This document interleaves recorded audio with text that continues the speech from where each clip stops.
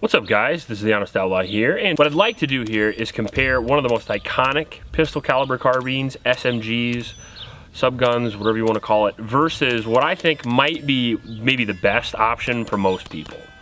So first, we're going to talk about the Heckler & Koch, or H&K, SP5K, which is the semi-automatic civilian version of the all-around world famous and freaking awesome MP5K. A gun that in its original iteration has been around since the 60s. I think the MP5K, the shorter version, has been around for at least 50 years also, so it's been around the block a little bit.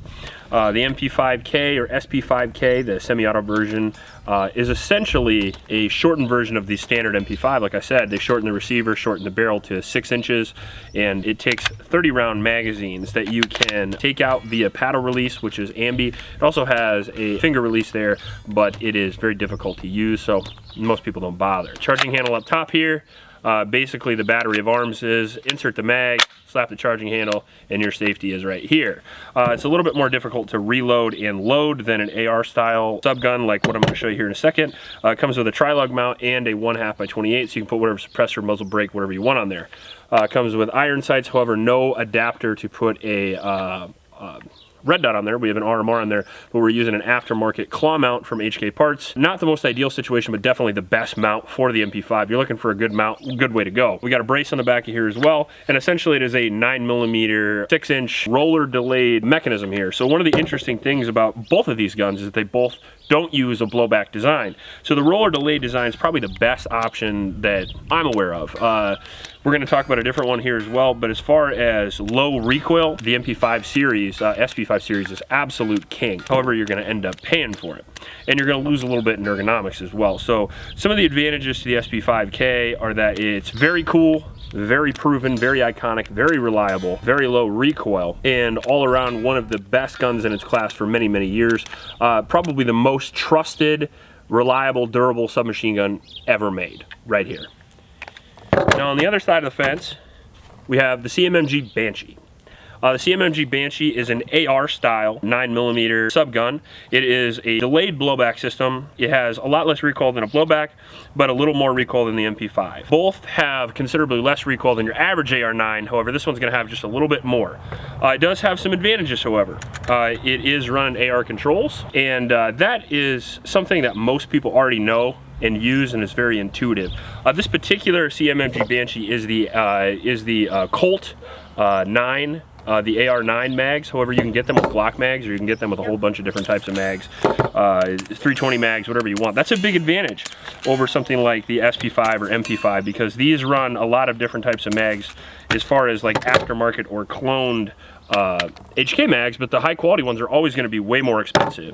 You can get Glock mags or AR9 mags like this for $30 to $50, whereas the reliable HK mags are going to be anywhere from $50 all the way up to $100.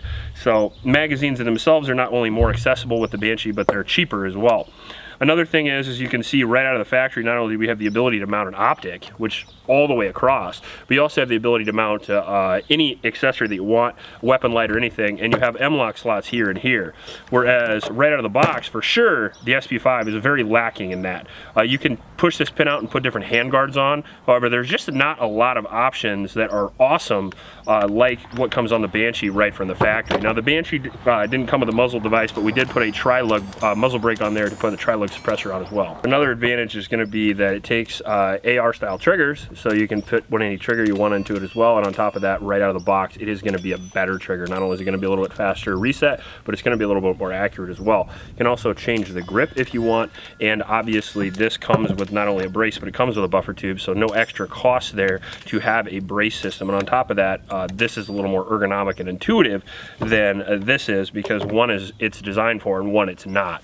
Now they do make folding style braces for the MP5 series, which is pretty awesome, because the MP5 series doesn't need a buffer tube to operate like the Banshee does, so you can actually make the overall profile a lot smaller by having a folding brace and or stock. However, I prefer the actual AR style. I'm kind of an AR guy, and I like this setup, so I put it on both, and it just works a little bit better on the Banshee. On top of that, the safety on the Banshee is a lot more intuitive and easier to use. The MP5 or SP5 safety can be very difficult to reach, especially if you don't have very big hands. I have no problem with it, but the Missus certainly does. Anti-charging handle in the rear here is also a significant improvement in my personal opinion.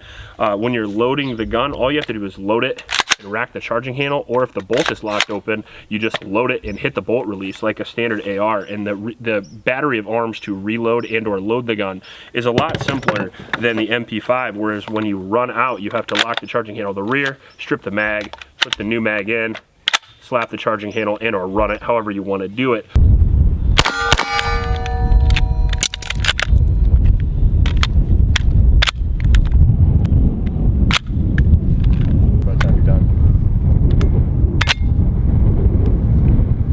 That motion? It could be that. Oh boy. So make sure it's seated, yep. And then slap that charging handle down. And then you're ready to go. Lot more cumbersome, especially on the K, because there's not a lot of space there to operate. And on top of that is just an extra set of things that you have to do. And considering there's so many guns on the market now with AR style controls, not only is it an extra thing you have to do, but it's an extra battery of arms you have to learn that you might not remember under stress if you're not used to the gun. A couple other things that I like on the Banshee is going to be the ability to mount a sling right out of the box, and it comes in a whole bunch of different colors as well. But the main reason why I like the Banshee is because of the cost. Now, pre-2021, these were looking at about what, like $1,000, $1,200 or so. These can still be had at any store for around $1,500 to $2,000. Definitely a lot more than they once were, but certainly not even close to what the SP5K is going to be, where these MSRP for around $2,700, you'll find them anywhere from $4,000 up to $10,000. That's not even a joke. You're going to find that they're wildly overpriced, in my personal opinion, for what they are. In our particular testing, not only does the SP5 have a better track record, but I would argue that the reliability, at least for my personal use for these firearms, has been the same. So overall reliability on the Banshee was 100% through about 1,500 rounds now of testing. This is not actually the first CMMG I've had either. This is the third. So I have a Glock mag Banshee, and I also am currently building another rifle with a CMMG kit with a mag block lower, which is pretty dope. I think overall the versatility, the price, and a lot of the other advantages that I listed before are probably going to put the Banshee over the SP5 in almost every category except for cool factor, I would argue. I mean, the SP5 is cool, but if I had to use it for serious use, I'd probably grab this. I'm so used to AR controls, and I like the way it works. I like the way it shoots. I like the way it reloads. I like the way, if you do ever have a malfunction, you clear it the exact same way as you would clear it in a regular AR, something I'm very used to, and it's very intuitive. The ergonomics are just better, and I would argue that the recoil and pulse is so close that the ability to shoot quickly is the same in both. You know, even there's a little bit more recoil here. Recoil doesn't necessarily translate to slower shooting. You can control the recoil relatively easily, especially with some sort of C-clamp grip or something like that. Even with a magwell grip, you can pull it in tight close enough because the recoil isn't enough to impede you while you're shooting. Okay.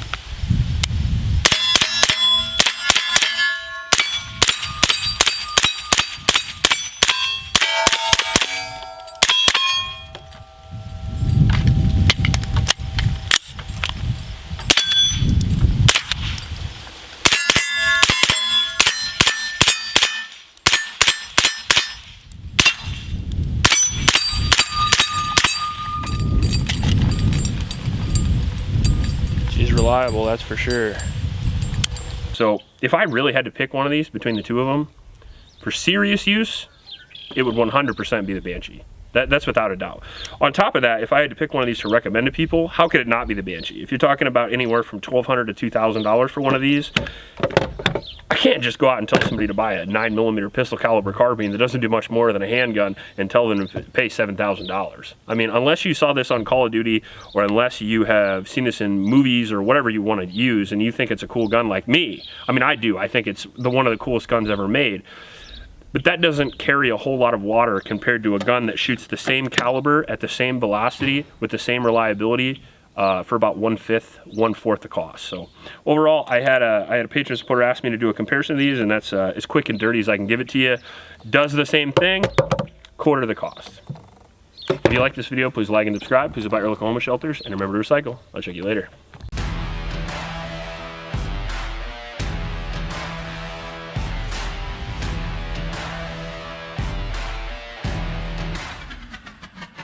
Yep.